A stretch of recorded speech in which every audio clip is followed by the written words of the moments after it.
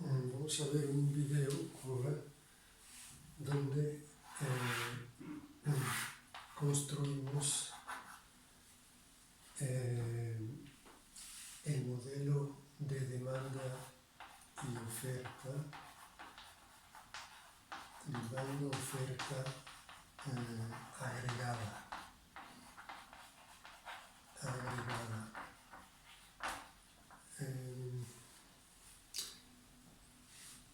¿Qué quiere decir esto?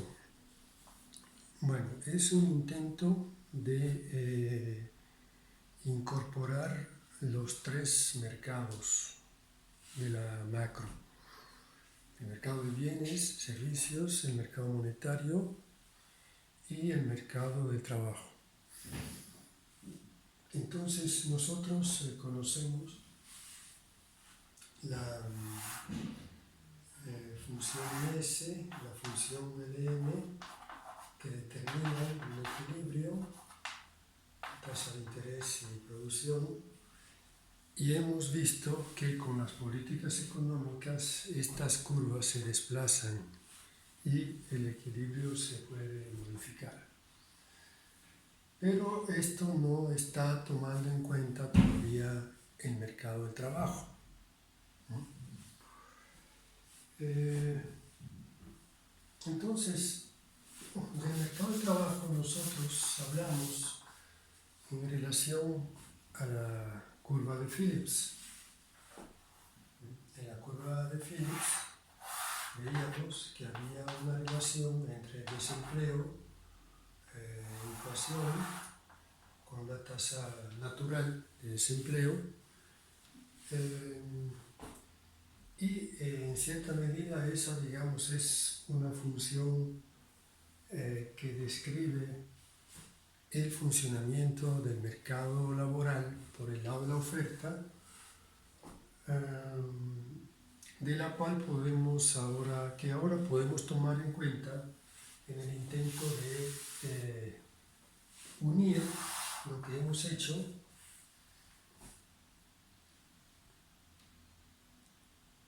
en los tres macromercados que hemos analizado por separado. Entonces, hay un artículo de Romer,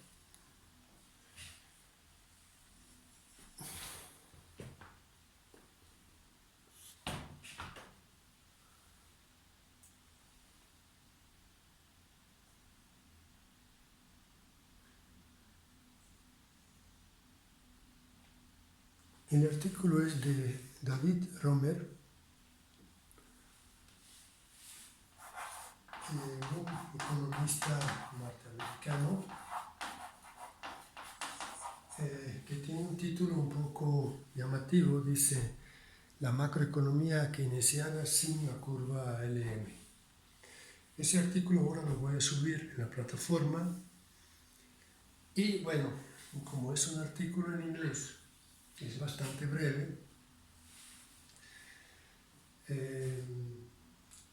les pido que traten de leerlo, que hagan el esfuerzo para mejorar su nivel. Este es el último curso de macro que tienen dentro de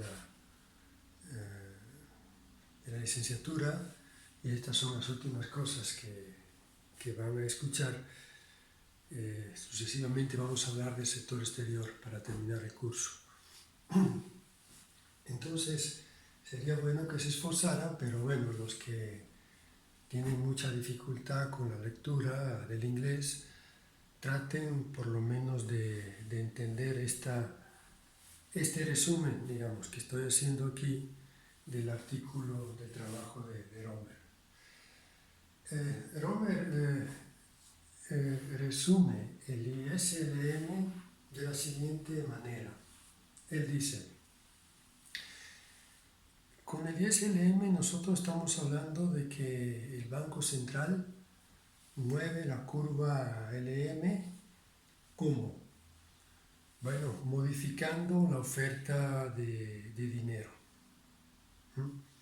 Eso lo hemos visto en su momento. Sí, aquí tengo ISBM. Según este modelo, el Banco Central mueve esta curva y la mueve hacia abajo con una política monetaria expansiva, como, bueno, incrementando la oferta de dinero a través de la base monetaria. Es decir, con operaciones que modifican la base monetaria, ¿no? El Banco Central modifica la oferta de dinero y a través de esta variable se obtiene un impacto sobre la economía, porque se realiza el llamado efecto Keynes, que hemos visto, o sea, la reducción de la tasa de interés, ¿no? De un punto E a un punto E primero. Baja la tasa de interés y crece la producción. Bien, entonces, ¿qué dice Romer?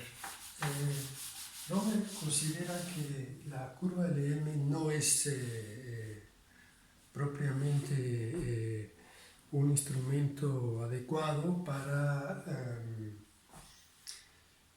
hablar de la economía keynesiana. Y además él dice, los bancos centrales se están acostumbrando a realizar la política monetaria modificando la tasa de interés, porque, como ya les dije en varias ocasiones, los bancos centrales estamos acostumbrados nosotros en México y en la mayoría de los países digamos más avanzados, estamos acostumbrados a que de vez en cuando el Banco Central, a través del gobernador, anuncia una tasa de interés más alta o más baja, ¿no? Entonces, Romer dice esto: tenemos una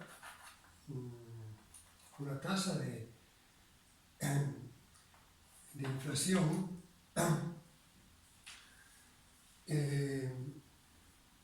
que el Banco Central alcanza modificando la tasa de interés.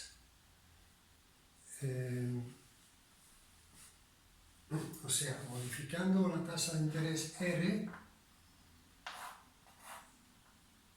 el Banco Central logra modificar esta tasa de inflación. Acuérdense que la tasa de interés, ahora que tenemos aquí R, no es la tasa de interés nominal la que anuncia el Banco Central. La tasa de interés real es la tasa nominal menos la tasa de inflación. Entonces, si tengo como ahora una tasa nominal al 4% y una tasa de inflación al 3%, ¿no? La tasa real es 4 menos 3, 1, ¿no? Es la tasa de interés real. Bien, entonces, según Romer, los bancos centrales se fijan en la tasa de inflación y tienen un objetivo, ¿no? Una meta de inflación, y modifican la tasa de interés real para lograr ese objetivo. Cuando hay una tasa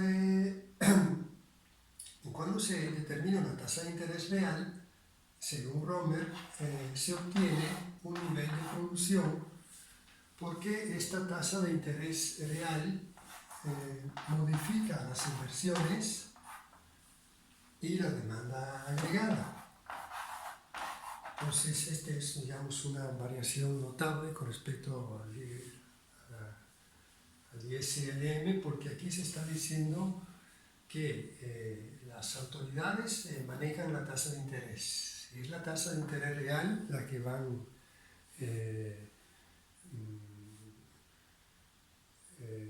buscando porque es la tasa de interés real que determina la inversión. Para incrementar la inversión se requiere de tasas de intereses más bajas y para disminuirla de tasas de intereses más altas.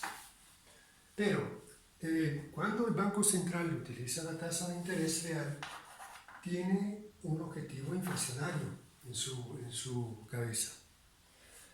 Entonces supongamos que esta situación corresponde en el gráfico de la derecha a una determinada tasa de inflación, lo pongo aquí abajo, que es el objetivo, ¿no?, del Banco Central y que le corresponde el nivel de producción que vemos aquí. Ahora, supongamos que la tasa de inflación vaya creciendo. Dice el hombre. Supongamos que vaya a primero sub 1, ¿no?, y que vaya subiendo como ha pasado en los últimos tiempos, ¿no?, que hace unos 3-4 años, cuando hubo un problema de fuerte devaluación, eso fue en 2015, las tasas de interés, las tasas de inflación volvieron a crecer y eso llevó el Banco de México a cambiar su política monetaria. ¿Qué hizo el Banco de México? Bueno, enseguida lo que hizo fue decir, incrementamos esta tasa de interés, esta tasa de interés R0, la llevamos a R1, ahora, porque estamos viendo que la tasa de inflación está creciendo demasiado. Y entonces, de esa manera, queremos controlar, ¿no?, ese incremento inflacionario. Bueno, habrá una reducción de la producción. ¿Por qué? Porque esta que tenemos aquí es la curva IS, porque cuando se mueve la tasa de interés a través de la inversión, ¿no?, hay niveles de producción diferentes, con tasa de interés más alta se reduce la inversión y la producción.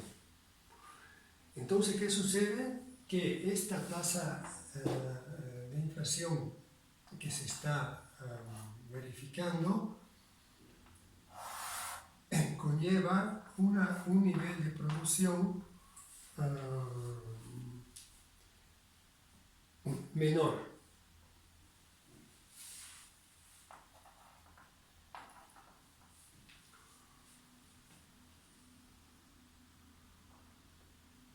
Ahora, supongamos que las autoridades vean que hay una tasa de inflación que va disminuyendo, lo veo aquí, T sub 2, y con esa tasa de inflación que está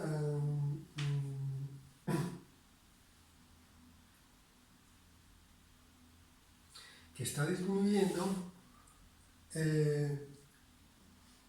bajan la tasa de interés porque se dan cuenta que ahora la tasa de inflación va a estar, digamos, por debajo del objetivo que se tiene. ¿De acuerdo?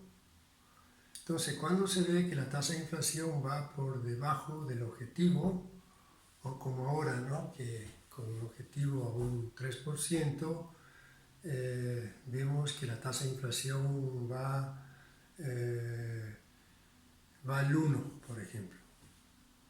Entonces, ¿qué pasa? ¿Qué hace el Banco Central? Bueno, lo que ve es que la inflación ya no es un problema, incluso está por debajo de su valor objetivo, y lo que hace es bajar la tasa de interés. Porque al bajar la tasa de interés, ¿qué pasa? Que hay un nivel de producción ahora más alto que vamos a ver aquí, ¿no?, más alto, que corresponde a una tasa de inflación que se está viendo más baja y que permite entonces que las tasas de intereses disminuyan, sin que esto cree, digamos, mayores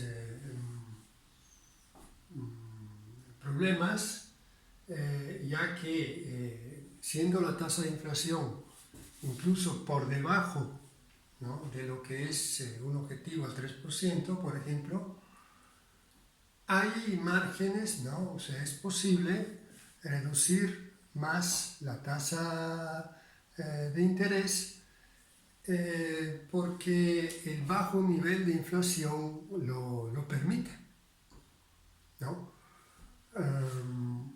Sabemos que si se baja la tasa de interés, alguna, digamos, mayor presión inflacionaria la va a haber, pero la inflación ahora se ha reducido tanto como al 1%, ¿no?, que podemos reducir la tasa de interés y no alejarnos, ¿no?, del objetivo inflacionario que lo tenemos, por ejemplo, al 3.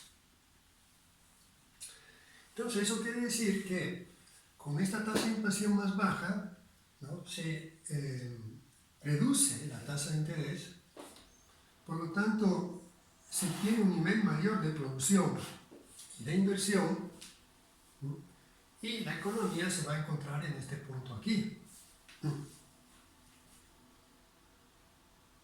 Entonces, repito, tengo una situación inicial que es esta, ¿no?, con una tasa de inflación, un nivel de producción que observo, ¿no?, y una tasa de interés que veo aquí a lo largo de S, cuando tengo este nivel de producción, ¿no?, la tasa de interés que veo y que me permite realizar esta inflación es esta. Pero ¿qué pasa si la inflación va creciendo más allá, ¿no?,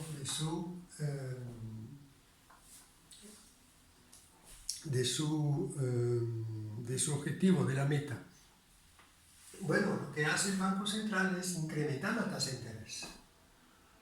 Pero ahora la tasa de interés en la cual se fija el Banco Central es la tasa de interés real.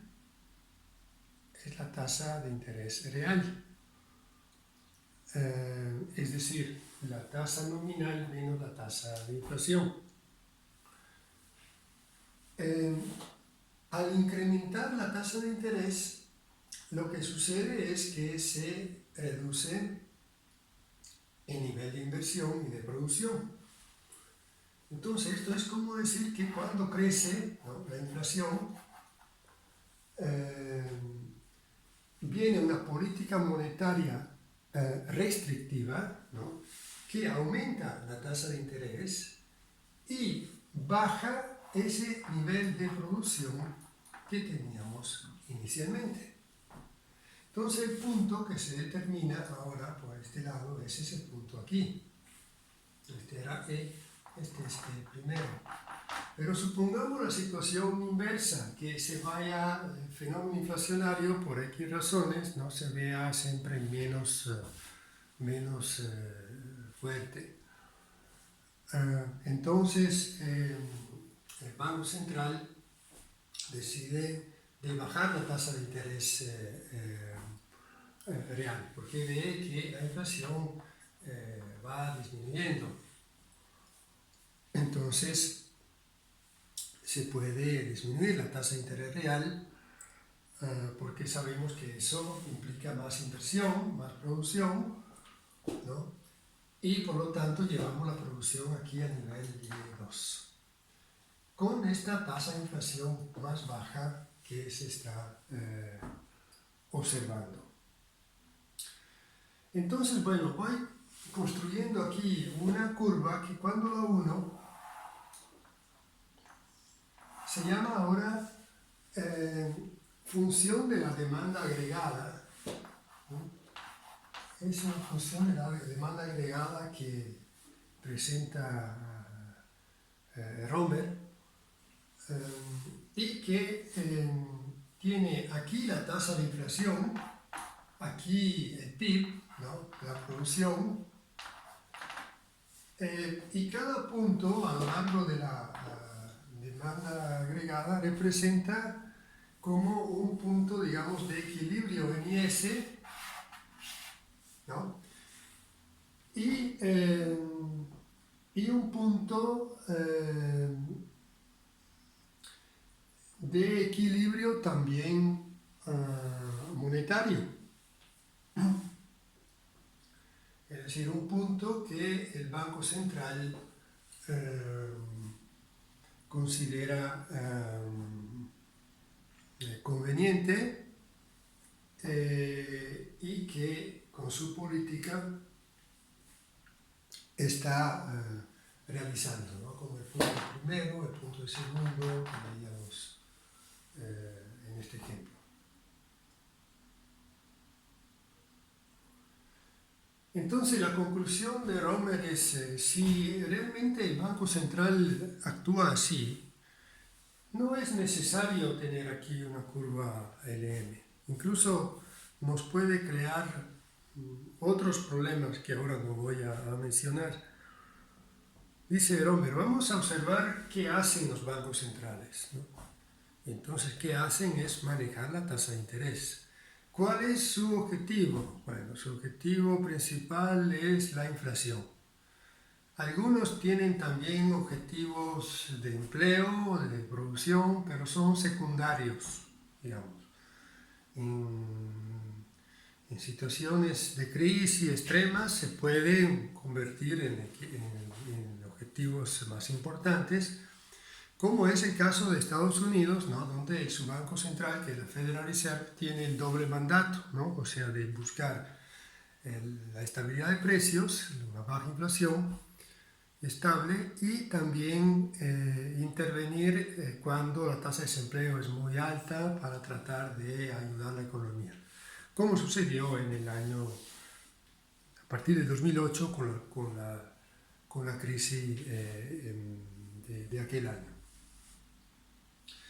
Pero bueno, si el Banco Central actúa modificando la tasa de interés real que quiere obtener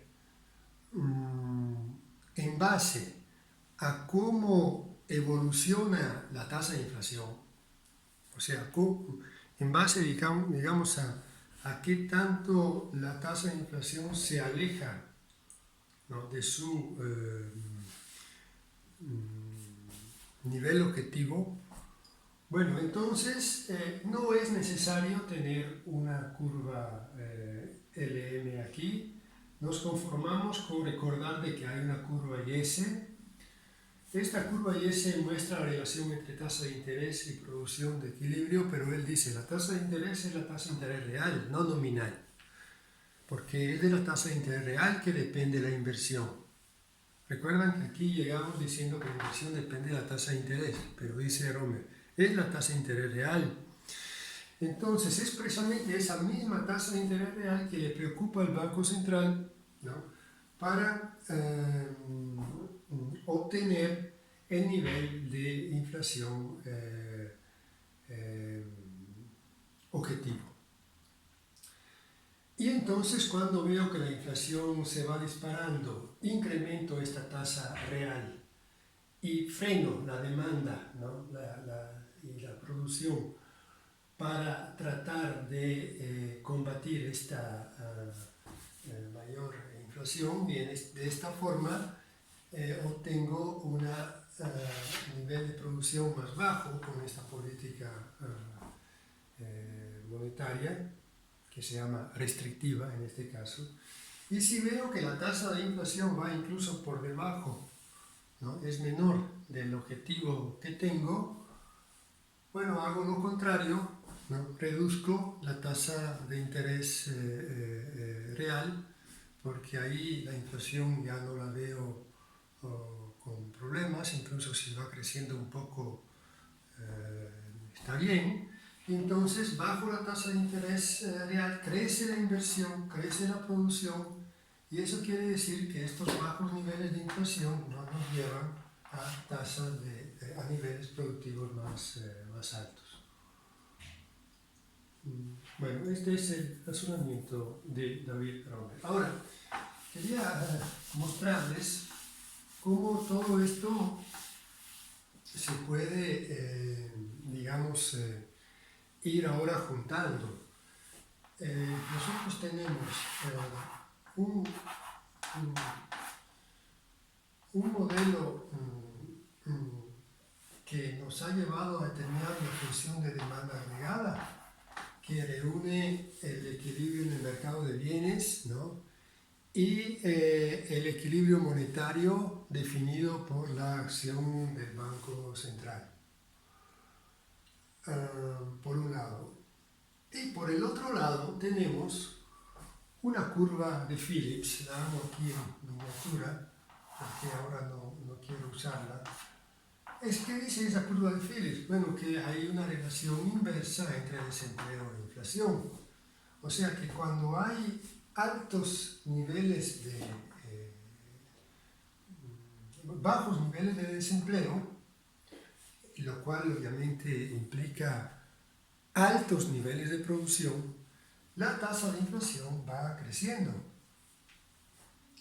Viceversa, cuando tengo niveles de desempleo más altos, la tasa de inflación baja. Aquí se anula.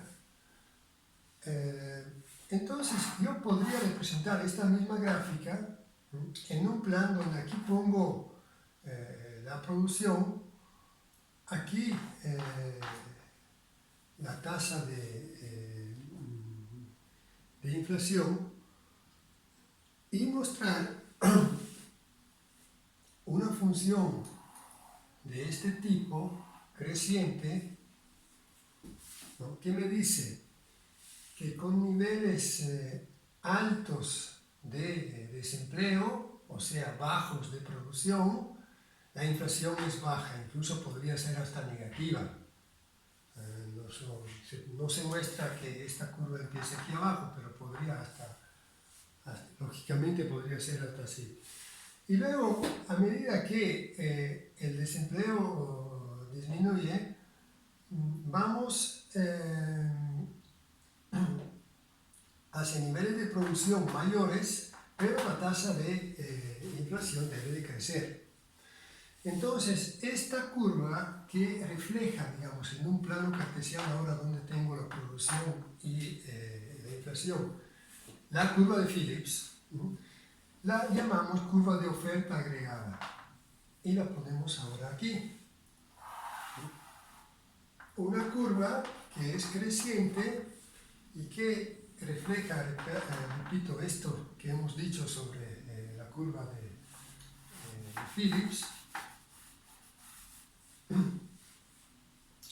y que representa, este es un nivel, digamos, tope de la producción, que corresponde a cuando ya la producción no puede crecer.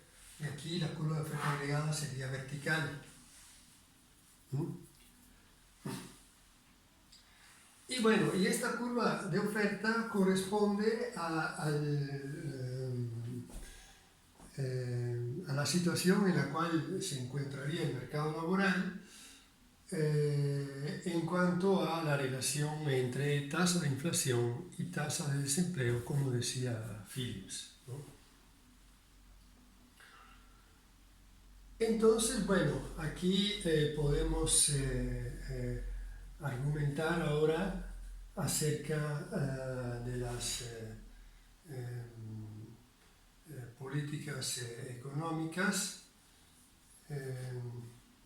la posibilidad que a través de políticas se mueva este equilibrio que tenemos aquí con un nivel de producción que se ve que está un poco lejos, digamos, del máximo nivel que podríamos alcanzar.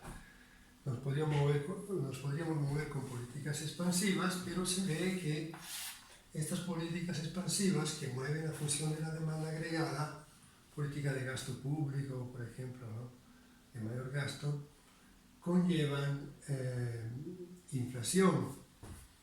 Y entonces que se establece como un trade-off, como decíamos, como se veía con Phillips, de que para hacer políticas expansivas hay que aceptar niveles de inflación mayores. Fíjense que todo esto es bastante distinto del ISLM, porque en el ISLM no se hablaba de inflación, no se hablaba. Aquí se habla explícitamente de una tasa de inflación. Entonces esta es una gráfica, digamos, más completa, ¿no?, más amplia, que nos permite ver que políticas, digamos, para contrarrestar la crisis pueden ser inflacionarias, incluso muy inflacionarias si estamos, digamos, muy cerca, ¿no?, de la producción máxima. Si estamos muy lejos de ella, se entiende que esta curva de oferta agregada no tiene pendiente. La pendiente vertical la empieza a tener cuando estamos cerca de su producto máximo.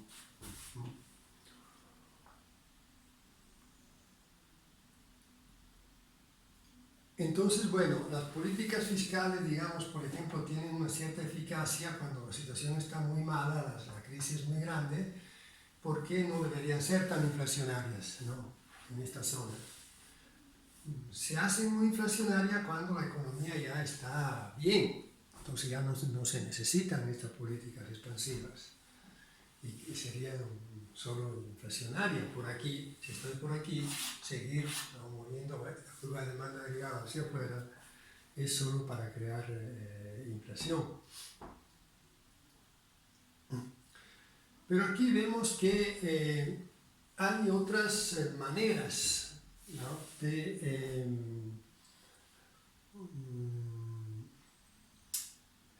de intervenir, digamos, sobre la economía, de hacer otros tipos de políticas, ¿no?, que de un punto como nos puedan mover hacia niveles de producción más altos. Estas políticas tienen que ver con el lado de la oferta y con la función de la oferta agregada, y se deben a movimientos de ella, ¿no?, de la oferta hacia abajo. ¿Es posible realizarlo eso? Bueno, es posible realizarlo, pero con políticas, digamos, de intervención dentro del mercado de trabajo, ¿no?, que hagan como más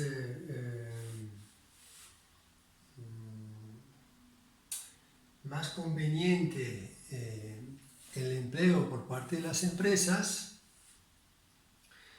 Esos desplazamientos se pueden obtener cuando los costos para crear empleo por parte de las empresas disminuyen, por ejemplo, porque disminuyen los salarios, o hay otros costos de las empresas que bajan mucho,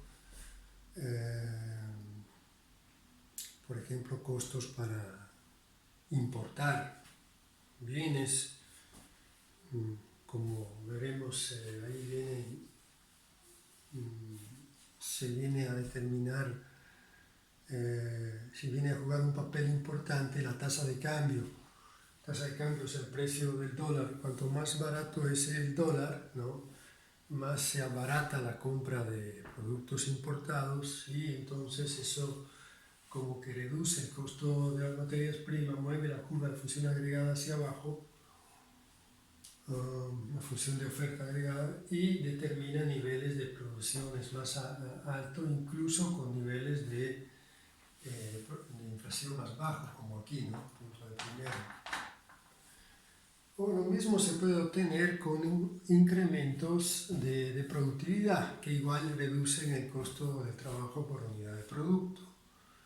Entonces, este tipo de acciones de incremento de productividad, de reducción de los costos, incluyendo dentro de ellos también el margen de ganancia, ¿no? Que sabemos es una variable que contribuye a crear los precios de los bienes. Si recuerdan, el precio del producto es dado por el costo del trabajo por unidad de producto, que era salario por número de trabajadores sobre Q, que multiplica 1 más M, donde M era el margen de ganancia. Entonces eso sería W sobre productividad de trabajo, 1 más M. Entonces se logra, digamos, ser más competitivo, reducir precios, entonces vender más, ¿no? Con menores costos. Estos son los costos por unidad de producto, también con menores márgenes, ¿no? Con un mercado, digamos, más competitivos que reduzcan los márgenes de ganancia, se lograría también esto, que en el esquema que tenemos aquí se ve con un movimiento de la función de oferta agregada hacia abajo. Entonces, como ven, políticas, digamos, para reactivar una economía, ¿no? Que es un poco la conclusión, son sobre todo políticas de demanda, y dentro de ellas, digamos, básicamente políticas fiscales, mayormente, no más efectivas. Cuando los niveles de producción son muy bajos, en situaciones de crisis como estamos ahora, por ejemplo, claro que estas políticas fiscales no deben tener impacto inflacionario, porque ahora estamos en una zona donde esta curva de oferta es casi plana. Entonces ir hacia afuera se puede generar algo de inflación, pero muy poco, ¿no? Y lograr incrementar bastante la producción, porque hay una situación de grave crisis, ¿no? Y hay márgenes para incrementar empleo, producción muy amplios, ¿no? en el país. Pero luego, a medida que nos vamos acercando hacia niveles de producción que están cerca, digamos, del máximo que la economía puede realizar, ¿no? Estas políticas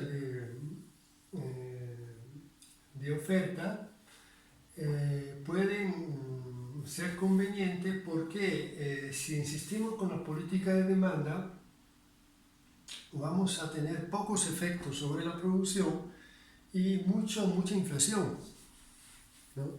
Y entonces ahí las políticas de oferta que bajan la función de la oferta agregada permiten de lograr lo mismo, ¿no? Incremento de producción, pero con una inflación más baja. Entonces resultan como aconsejables. El problema es que la política de oferta, digamos, a diferencia de la política de demanda, tienden, ¿no? a tener costos sociales, ¿no? Tienden a reducir salarios, incluso ganancias a veces, ¿no? Y a buscar incremento de productividad, que quiere decir, digamos, más explotación de la fuerza de trabajo, mayor precariedad, horarios más largos, condiciones, digamos, de trabajo muy adversas, ¿no? Que van empeorando, cosa que obviamente en el caso de México no se ve como tan viable, ¿no? Ya que tenemos un mercado de trabajo ya muy mal estructurado, ¿no? Donde la prevalencia de trabajo formal indica que las condiciones, ¿no? de los trabajadores no son buenas en promedio y no se puede pensar de empeorarlas más, ¿no? Para lograr esta digamos, mejoría, ¿no? en la producción que se puede, a la cual se debe aspirar.